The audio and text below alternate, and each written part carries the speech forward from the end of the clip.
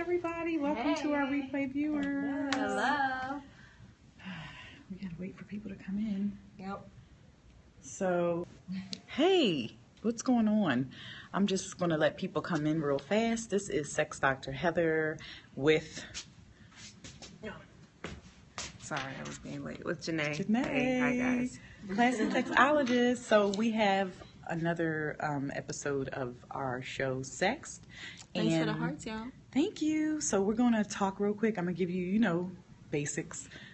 If you're new to this, please swipe left or right if you're an iOS user, up or down if you're an Android user, and share this with your followers.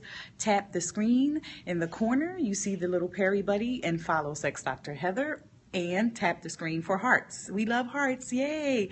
So we're here with 3 of our colleagues who are also sexologists, and we are going to talk a little bit more about, thank you for the hearts, about relationships, okay? Hi. So ask questions.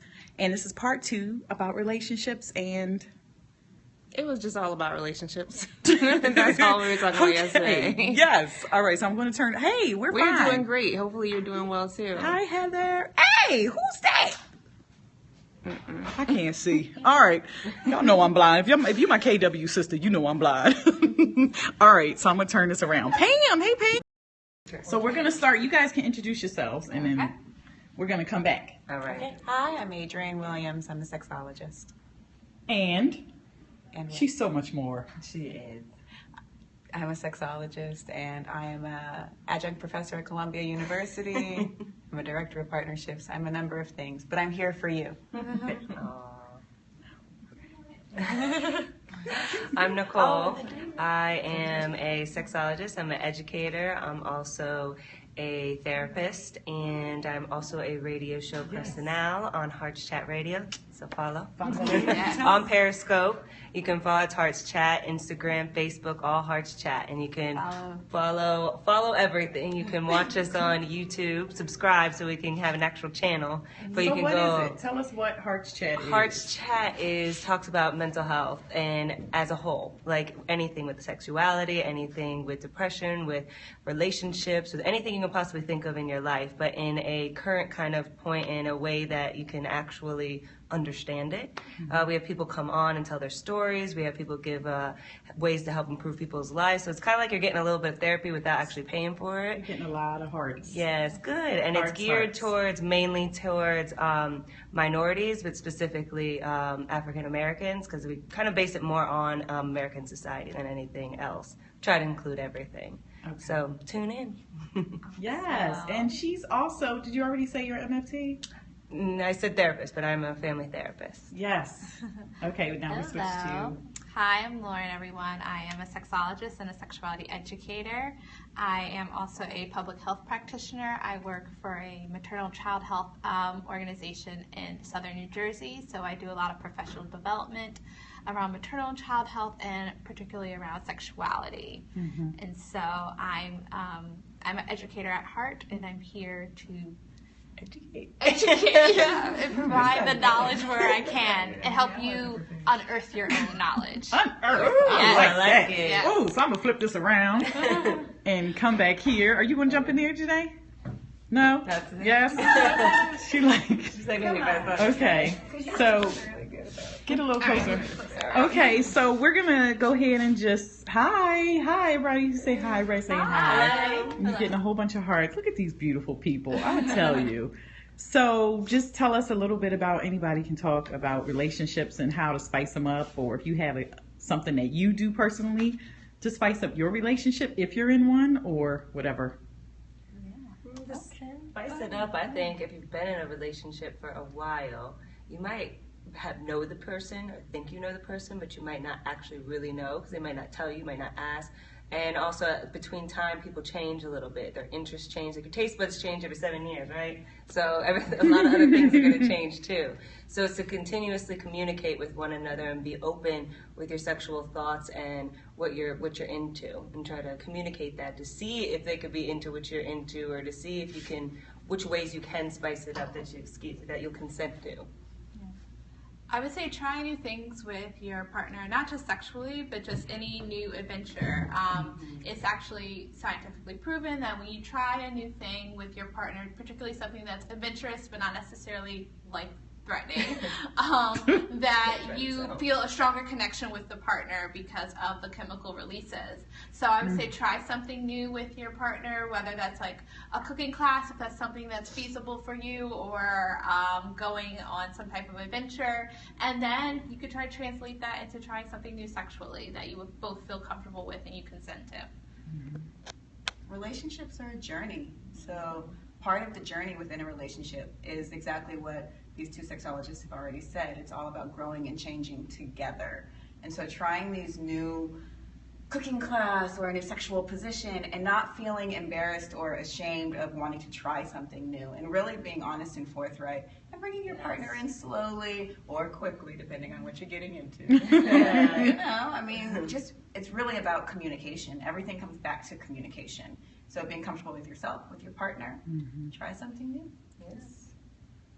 Yes. I think Janae, the classy sexologist, made a very important point about respecting your partner, and I think you should speak to the audience about that because it was awesome. So we were talking, I know yesterday, I don't know if you guys were watching yesterday, but we talked a little bit about people wanting their partners to do things that are maybe more adventurous than their partner might want to do, or are more kinky than their partner might want to do. So I just really was talking yesterday and today a little bit about respecting your partner and understanding that just because you want to do something doesn't mean your partner wants to do something. And yes, you can introduce your partner to things, you can have those conversations, but you also have to be open to them saying, no, that is beyond my comfort level. And you respecting that they said that and leaving it. Yeah. Boundaries are important. Respect your partner's boundaries. It's okay to have boundaries. It's okay to say no and not shame that person. Boundaries are important. That's good. Yes. I Very would also true. say if you're into something kinky or you have an interest in it, to really kind of explore within yourself what that is, because there's a lot of different behaviors that you can do that your partner may be comfortable with. That you can still get that need fulfilled without engaging in an activity that they may not be comfortable with. So, for example, if you're really into flogging as a sexual act, and for those who don't know, that's the actual kind of hitting your partner with a whip-like thing. But if you're into that and your partner's just like, nah, like no, you could try something like light spanking. It might fulfill that same sexual need, but then you have an activity that's more of a compromise. It's also an opportunity to have a conversation if your partner is really not into that but wants you to be sexually satisfied. There's always, like, for example, with using flogging and spanking, like fetish clubs, there could be people who will, like, I call professional spankers, I don't really know the real terminologies, but you can go there and do that, and your partner can be with you there. It doesn't mean that they have to participate with you, but that also means that your partner and you have to be open to such things. So there's always different ways of going about things. It doesn't have to necessarily be very traditional. You don't have to be just inside the box. You can think outside the box as well, but it's also about, still again, boundaries and communication. Yes. And as you begin to embark on new things, I think something that's really important that we need to mention is be safe. Yes. Do your research and be safe. You don't want to put yourself in a position where sex sent you to the ER. And Say that again. You don't have to put yourself in a position where sex sent you to the ER. That's a television show. I don't know the channel, but there's a plug for you. On TLC, there you go. But be mindful of being safe. I mean, that's something we cannot stress enough. If you're trying something new, just make sure that you're prepared and that you're not going to harm yourself or your partner or others involved. Yeah. Yes. Seek out the resource. There are resources there. If you've thought of it, the likelihood is someone thought of it before you. So seek those people out. Make sure you vet those resources and ask questions, and make sure you're being reasonable and safe. Yes. There's us as a sexology field, we are very open to helping people and helping them to be safe and giving resources and helping out. So you can always reach out, and if someone doesn't respond, that's the worst thing they can do is they don't respond. But you also can gain a bunch of information from someone who is trained in this, and you also can get books from these people. I mean, Amazon another plug, but I love Amazon. You can get so many resources on there, and Amazon doesn't have the Yes. restrictions of that. You can Paying buy today. so many different things to educate yourself on this. And a great starting place, if you do have questions, I think we can go to sexdrheather.com. Yes. Is that correct? Yes, it is. Sexdrheather.com.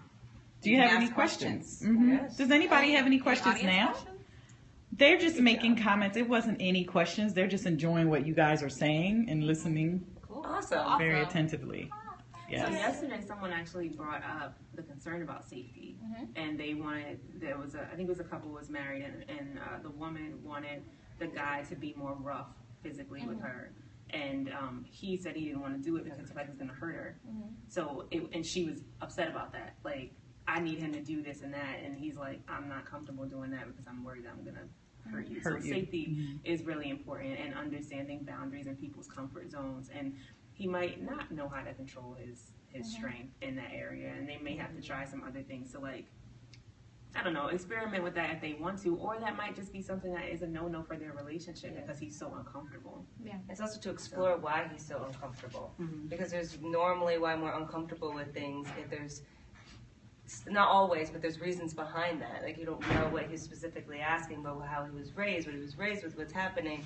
So to figure that out, so you can understand and maybe not be take it so personal and be personally hurt, as well as you can start off slow. And so if you introduce something that was like really like he's gonna hurt her, and that was like really scary to him, you can decrease it a little bit. Start off at the bottom and then go up and see if it's possible. Yeah. It says she might have to slowly guide him along. Thank Yes. you, Smooth Fingers. Oh, Smoothfingers is always here. You can watch him. He's a faithful one. Thank you. I mean, Okay. exploring the multitude of ways that sex can be rough. Yes. So I think Yes. if they had not even a guided conversation, but if they had more resources to explore what does rough sex actually mean to her? What does that mean that he's doing? Like, how broadly have they looked at the topic? Right? I mean, because there's a lot of ways that it can get rough and dirty and safe. It can. Right. And fun. Let's And not safe forget and fun, fun. guys. It's got to be fun. Exactly.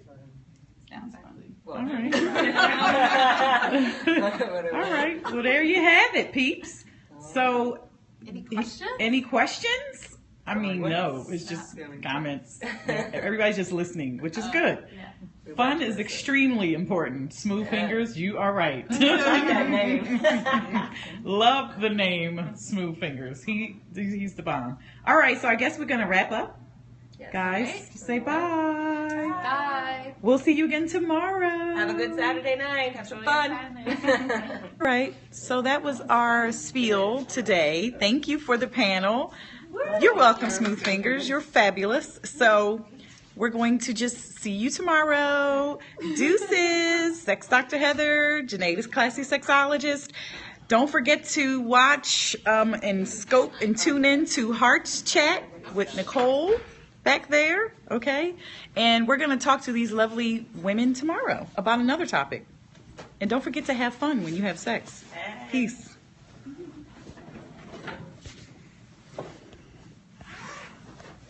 Hold it. I don't know how to. My phone is acting up. Okay, bye.